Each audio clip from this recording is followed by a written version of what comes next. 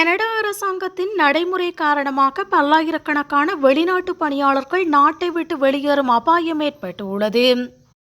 கனடாவில் நிரந்தர குடியிருப்பு அனுமதிக்கு விண்ணப்பிப்போரை அவர்களுடைய வயது, கல்வி, ஆங்கில புலமை மற்றும் பணி அனுபவம் போன்ற காரணிகளை வைத்து தரவரிசைப்படுத்தும் நடவடிக்கை சிஆர்எஸ் நடைமுறையின் கீழ் வகைப்படுத்தப்படுகிறது.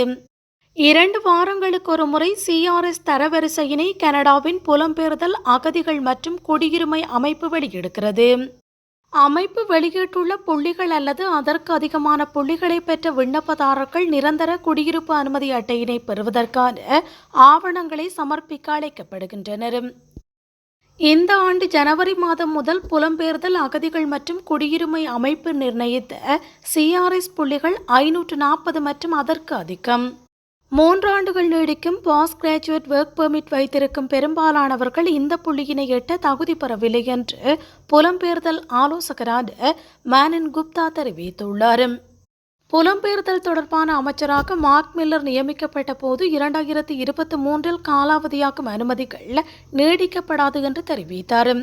இதன்போது சிஆர்எஸ் புள்ளி வரம்பு நடைமுறைப்படுத்தப்பட்டது.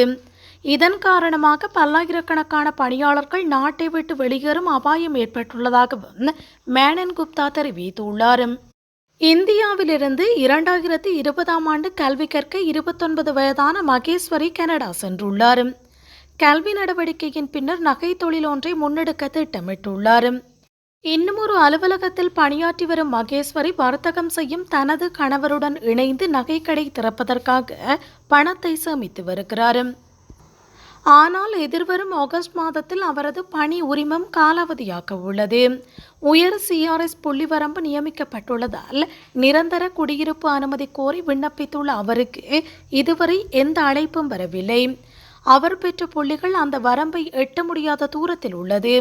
இந்நிலையில் தனது கனவு கலையும் நிலையில் உள்ளதாக மகேஸ்வரி தெரிவித்துள்ளார்.